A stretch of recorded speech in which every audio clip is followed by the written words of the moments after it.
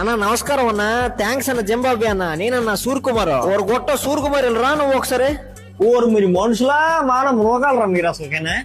మావేదో రాక రాక super eight కూర్చున్నాము, సెమీఫైనల్కి వెళ్దాం అనుకుంటాను అని మేము ఏడుతుంటే మా అమ్మాలు తగులుకున్నారండి. మీరు వచ్చినప్పటి నుంచి ప్రెస్ కాన్ఫరెన్స్ కి వెళ్ళకూడదా? పిలుస్తాను రా. ఏటి మాట్లాడాలి చెప్పు, అక్కడికి వెళ్ళి ఏటి మాట్లాడాలి చెప్పుకుంటా నువ్వు. నమస్తే జింబాబే గారు. నమస్కారం అండి.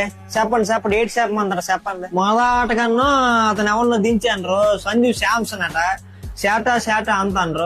అతను వచ్చినప్పటి నుంచి ఓ ఊపెక్కిపోతాను స్టేడియం వల్ల, ఓ అరిసేస్తాను చెన్నై అని. అతను వచ్చినప్పటి నుంచి ఊపేస్తాడు, సిక్స్లు కొట్టేస్తాడు, ఫోర్లు కొట్టేస్తాడు.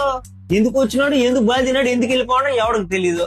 తర్వాత ఆ పులేమో 3 మ్యాచ్లు కాంచి చెయ్యికంతాంది, సెంతకంతాంది, ఎలాగోలో అవుట్ చేసి వచ్చింది మేము అనుకుంటే ఆడేమో ఫస్ట్ మ్యాచ్ నుంచి బాధేస్తాడండి.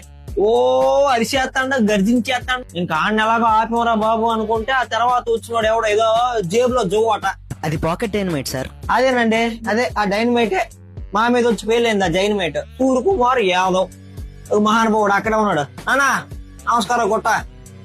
ఆడు వచ్చినప్పటి నుంచి అటు ఊపుతాడు, ఎటు ఊపుతాడు, అటు ఎత్తుతాడు, ఎటు ఎత్తుతాడు, దొల్లిగిల్లు ఎత్తాడు, సిక్స్లు గోళ్ళు ఎత్తాడు, బబ్బులు గోళ్ళు దింగేస్తాడు. తిలకవరమ గాడేదో నిలబడి ఆడతాడు, జిడ్డించి వచ్చి అనుకున్నా. తెలుసును మన పాకిస్తాన్ గొడ్లు ఇప్పినాడని తెలుసును. వచ్చినప్పటి నుంచి ఊపుతాడు, అటు ఊపుతాడు, ఇటు ఊపుతాడు, సిక్స్లు కొట్టేస్తాడు. ఇంక మా పని అయిపోయినదని మాకు అప్పుడే అర్థమైపోయినది.